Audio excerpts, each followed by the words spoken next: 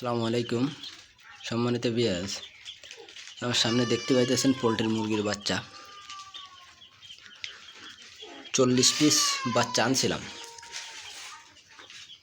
আমার এই গোয়াল ঘাটটা অনেকদিন যাবৎ ফাঁকাই আছে, ভাবলাম এটা একটু কাজে লাগানো যায় কিনা। সেজন্য কয় পিস বাচ্চা এনে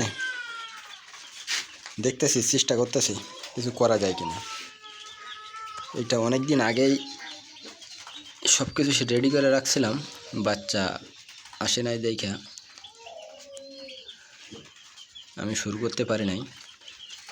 তো আজকে বাচ্চারা আসছে, আসার পরেই বাচ্চাগুলো দিলাম ব্রুডারে, খাইতেছে, খেলতেছে, এই তো আর কি চলতেছে।